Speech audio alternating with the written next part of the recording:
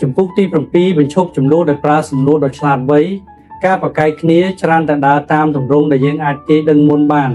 ម្នាក់លើកឡើងពីចំណុចមួយម្នាក់ទៀតឆ្លើយតបដោយចំណុចផ្ទុយហើយក្នុងរយៈពេលតែប្រមាណគណៈភាគីទាំងសងខាងសុទ្ធតែការពីចំហរបស់ខ្លួនការសន្ទនាคล้ายជាការប្រកួតប្រជែង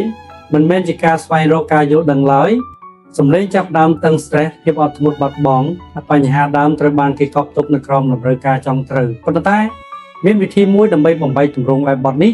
ដោយមិនបាច់លើកសម្លេងឬបង្ខំមតិរបស់អ្នកឡើយនោះគឺតាមរយៈសំណួរអំណាចនៃសំណួរដែលត្រឹមត្រូវសំណួរដែលដាក់ចំកន្លែងនិងផ្លាស់ប្ដូរទិសដៅនៃការសន្ទនាជំនួសឲ្យការជំរុញទស្សនៈរបស់អ្នក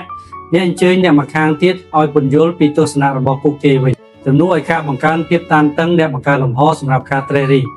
សំណួរធ្វើឲ្យអ្វីយឺតចុះពួកវាបង្វែរការផ្ដោតអារម្មណ៍ចេញពីការការពារខ្លួន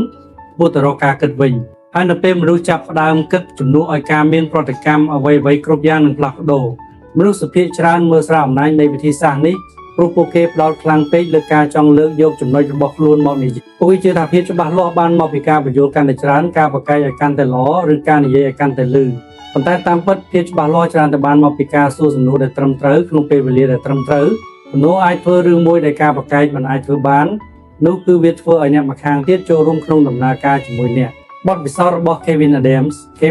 បានរៀនពីរឿងនេះតាមរយៈបទពិសោធន៍នៅក្នុងបរិបទដែលចំនួនស្ទើរតែមិនអាចជៀសផុតបានគាត់គឺជាគ្រូបង្រៀននៅវិទ្យាល័យដែលទទួលខុសត្រូវមិនត្រឹមតែលើការបង្រៀនសិស្សប៉ុណ្ណោះទេប៉ុន្តែថែមទាំងគ្រប់គ្រងអាកប្បកិរិយារបស់ពួកគេនិងដោះស្រាយជាមួយមាតាបិតាដែលមានកង្វល់ផងដែរថ្ងៃរបស់គាត់ពោពេញដោយការសន្ទនាដែលអាចប្រែជាការប្រកែកគ្នាបានយ៉ាងងាយសិស្សប្រឈមនឹងគាត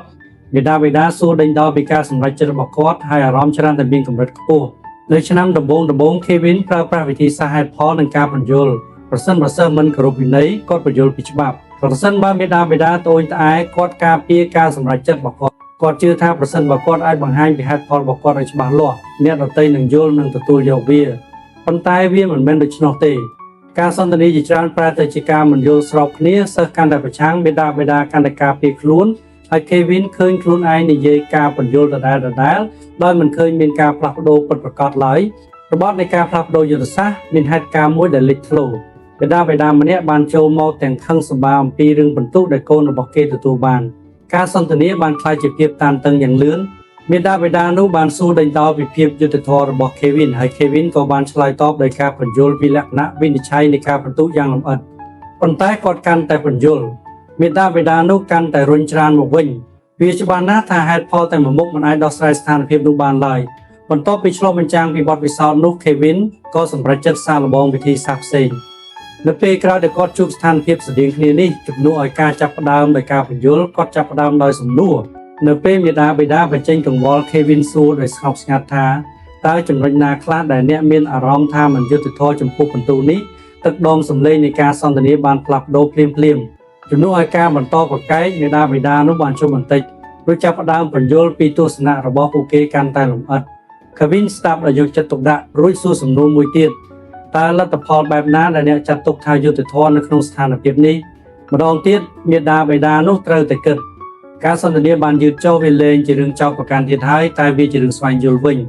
នៅចុងបញ្ចប់នៃកិច្ចពិភាក្សាពួកគេបានឈានដល់ដំណោះស្រាយដែលភាគីទាំងសងខាងទទួលយកបានមិនមែនដោយសារ Kevin ប្រកែកបានល្អជាងនៅពេលអ្នកសួរសំណួរអ្នកនឹងគ្រប់គ្រងស្ថានភាពបានដោយមិនចាំបាច់មើលទៅហាក់ដូចជាកំពុងគ្រប់គ្រងគេឡើយអ្នកដឹកនាំទិសដៅនៃការសន្ទនាដោយមិនចាំបាច់បង្ខំអ្នកកាត់បន្ថយការប្រឆាំងព្រមមនុស្សមិនសូវការពារខ្លួនឡើយនៅពេលពួកគេមានអារម្មណ៍ថាត្រូវបានគេស្ដាប់ហើយសំណួរគឺជាអ្នកបង្កើតអារម្មណ៍នោះវិធីសាស្ត្រនេះមានប្រសិទ្ធភាពព្រោះវាបង្វែរការផ្ដោតអារម្មណ៍ពីរូបអ្នកទៅរូបពួកគេវិញជំនួសឲ្យការចង់បង្ហាញពីចំណុចរបស់អ្នកកំពុងស្វែងយល់ពីចំណុចរបស់ពួកគេហើយតាមរយៈការធ្វើបែបនេះអ្នកច្រើនតែបង្ហាញឲ្យឃើញពីចន្លោះប្រហោង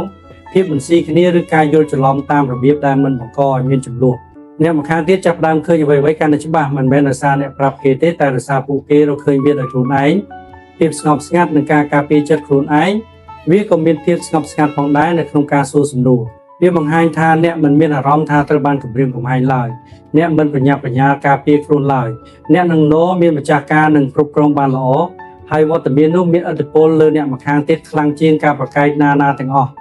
វាជួយកាត់បន្ថយកម្ដៅនៃស្ថានភាពនិងបង្កើតបរិយាកាសដែលការប្រស្រ័យទាក់ទងពិតប្រាកដអាចកើតមានឡើងជាការពិតណាស់មិនមែនរាល់សំណួរសុទ្ធតែអាចដោះស្រាយជម្លោះបានភ្លាមៗនោះទេ មនុស្សខ្លះអាចនឹងនៅតែប្រឆាំងមនុស្សខ្លះអាចនឹងមិនទាន់ត្រៀមខ្លួនត្រេះរិះឡើយប៉ុន្តែទោះបីជាស្ថិតក្នុងស្ថានភាពបែបនោះក៏ដោយការសួរសំណួរជួយការពារស្ថានភាពចិត្តរបស់អ្នកផ្ទាល់វាជួយឲ្យអ្នកមិនត្រូវបានអូសទាញចូលទៅក្នុងប្រតិកម្មតាមអារម្មណ៍វាអនុញ្ញាតឲ្យអ្នករក្សាការផ្ដោតអារម្មណ៍និងធ្វើរឿងរ៉ាវដែលមានចេតនាកលឹះសំខាន់សម្រាប់ការអនុវត្តកលឹះសំខាន់គឺត្រូវសួរដោយមានការចង់ដឹងចង់ឃើញពិតប្រាកដមិនមែនជាការបង្កប់នៅការកាត់សេចក្តីឡើយប្រសិនបើសំណួររបស់អ្នកគ្រាន់តែជាវិធីមួយទៀតដើម្បីបញ្ជាក់ពីភាពត្រឹមត្រូវរបស់អ្នកគេនឹងដឹងភ្លាមប៉ុន្តែប្រសិនបើវាចេញមកពីបំណងចង់ស្វែងយល់វានឹងផ្លាស់ប្ដូរទឹកដមសម្លេងទាំងស្រុងមនុស្សអាចដឹងពីភាពខុសគ្នានេះនៅពេលក្រោយដែលអ្នកស្ថិតក្នុងស្ថានភាពដែលអាចប្រែជាការប្រកែកគ្នាចូលទុកចិត្តកុំឲ្យឆ្លើយតបជាការអះអាងឆ្លើយតបដោយសំណួរមិនមែនដើម្បីដាក់អន្ទាក់អ្នកម្ខាងទៀតទេតែដើម្បីដឹកនាំការសន្ទនា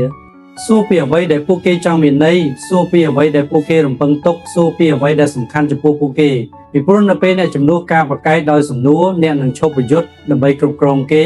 ហើយអ្នកចាប់ផ្ដើមដឹកនាំការសន្ទនាវិញហើយនៅក្នុងការផ្លាស់ប្ដូរនោះចំនួននឹងបាត់បង់អំណាចហើយភាពច្បាស់លាស់នឹងចាប់ផ្ដើមចូលមកជំនួសវិញ